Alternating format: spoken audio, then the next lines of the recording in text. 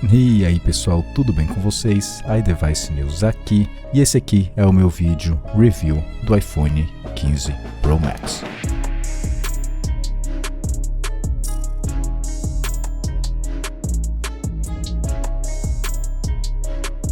Irei começar a falar sobre o design do aparelho, que não teve diferenças tão notáveis. Sim, ele teve bordas mais finas e arredondadas, porém eu acredito que apenas donos do modelo anterior irão notar. As câmeras, como sempre, aumentaram um pouco de tamanho também, tendo aí as maiores lentes em um aparelho da Apple. Uma coisa que percebi facilmente é que a pegada da maçã na traseira do aparelho tem uma textura diferente. Dá a impressão que ela se destaca para fora da moldura. É difícil de explicar, mas é apenas um detalhe que eu notei. Outra diferença visível no design é a nova porta USB-C, substituindo o Lightning que a Apple já usava desde 2012.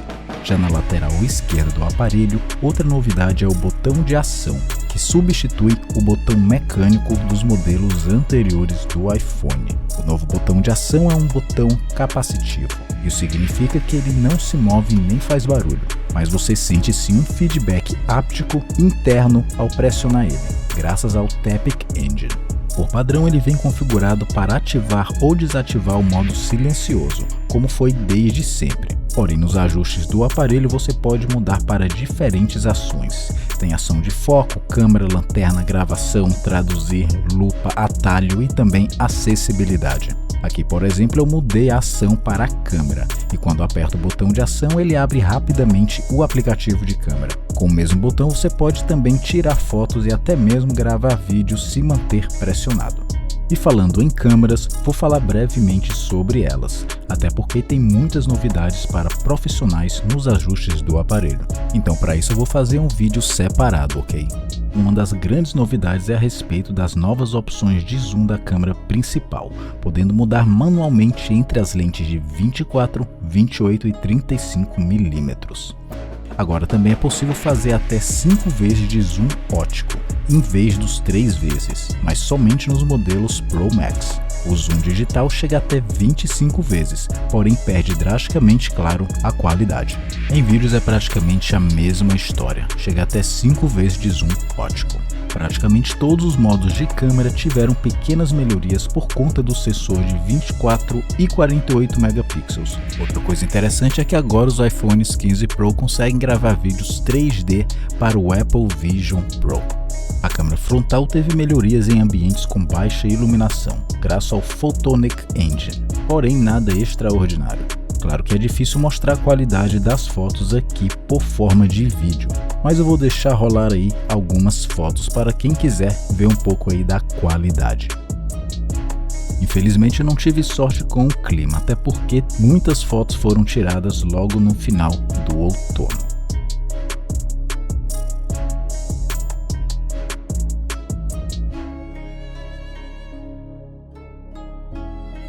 Os novos iPhones 15 Pro e 15 Pro Max têm agora o processador A17 Pro. E pela primeira vez, jogos portados de PlayStation 5 rodam em um iPhone, como por exemplo Resident Evil 4.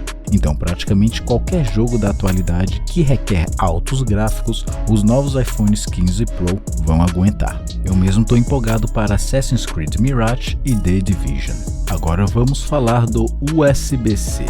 A mudança drástica aí da Apple. Bom, agora é possível conectar vários aparelhos nativamente, carregar outros dispositivos e também tem uma transferência de dados bem rápida. Na verdade, até mesmo a textura do cabo a Apple mudou. Parece ser mais resistente, mas só o tempo dirá. Para a transferência rápida de dados, você vai precisar de outro cabo USB-C. Eu comprei esse aqui da Belkin. Na minha opinião, ele não é tão bonito quanto o oficial da Apple, porém para mim o que importa é eficiência. Então, tá valendo. Para o carregamento mais rápido, você vai precisar de um adaptador com no mínimo 27 watts. Recomendo comprar um certificado pela Apple, como esse oficial dela de 30 watts. Resolvi então fazer um teste rápido. Esperei o iPhone descarregar por falta de bateria, conectei ele com o cabo da Belkin mesmo e comecei a carregar ele à 00:55. Eu também deixei a tela sempre ligada, ou seja, ela sempre vai estar acesa consumindo bateria. Com mais ou menos 10 minutos o iPhone estava com 17%. Em 30 minutos ele estava com 52%, em 1 hora carregando 82% e após 2 horas e 14 minutos ele chegou a 100%. Vale lembrar que esse é o modelo Pro Max, então ele demora mais para carregar por conta da bateria maior. Além disso, agora é possível carregar outros dispositivos que usam USB-C, como o Apple Watch e até mesmo outros iPhones. Se os dois aparelhos forem USB-C, ele vai estabilizar a bateria dos dois a 50%. Se for de USB-C para Lightning, por exemplo, o aparelho Lightning sempre vai ser o que puxa energia. Testei também conectando o controle USB-C do PlayStation 5 diretamente no iPhone e funcionou perfeitamente.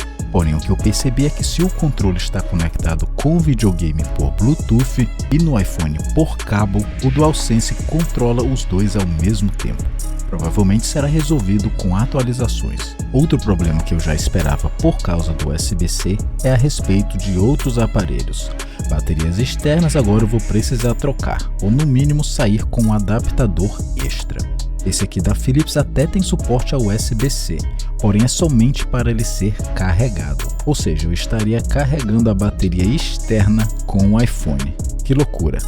O meu computador Windows não tinha suporte frontal a USB-C, então eu mesmo tive que instalar internamente, principalmente para aproveitar da transferência rápida, que pode chegar até 10 GB por segundo com o cabo que eu comprei separadamente. Uma coisa a notar é que, segundo o próprio site da Apple, requer no mínimo o Windows 10 para conectar o aparelho com o computador Windows. A bateria teve melhorias em sua duração. Fiz alguns testes durante as primeiras semanas de vida do aparelho e a bateria me surpreendeu. Em um dos testes tirei o carregador com 100% de bateria às 6h38 da manhã e às 21h53 estava com 2% e com a tela acesa por 10 horas e 15 minutos. Mas e aí, o upgrade vale ou não a pena? Na minha opinião, sair de um iPhone 14 Pro Max para um iPhone 15 Pro Max pode não ser uma boa opção para a maioria dos usuários. Teve sim algumas minúsculas mudanças, melhorias, mas nada extraordinário. Acho que a maior diferença será para profissionais de fotografia, que agora dá suporte a várias opções de configurações para fotos e vídeos, pelo menos nas câmeras traseiras. A câmera frontal apenas se percebe um pouco de diferença em condições de baixa iluminação. A tela do iPhone 15 Pro Max é um pouco mais brilhante, porém apenas em HDR e exposto em ambiente bem iluminado. O iPhone 15 Pro Max tem, claro, a vantagem de personalizar o botão de ação, porém não acho que o upgrade vale a pena só por causa dessa função. E obviamente ele tem agora a porta USB-C, que pode facilitar a sua vida ou não, dependendo do que você pretende conectar.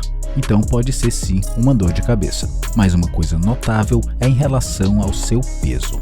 Numericamente ele não mudou muito de peso, porém movendo o aparelho de cima para baixo se percebe uma leveza em relação ao 14 Pro Max. Então acredito que se você tem o iPhone 14 Pro Max, não vale a pena fazer o upgrade.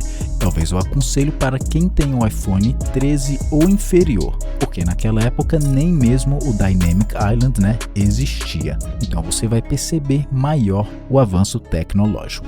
Mas enfim, minha galera, é isso aí. Eu espero que vocês tenham gostado desse vídeo aqui. Se você gostou, você já sabe, dê aquele joinha legal para ajudar aqui com o crescimento do canal. Se você não está inscrito no canal, o que é que você está esperando? Clique aí no botãozinho de se inscrever e também ative o sininho e acompanhe também o iDevice News nas redes sociais. Eu desejo para vocês uma ótima semana e, como sempre, aqui foi iDevice News.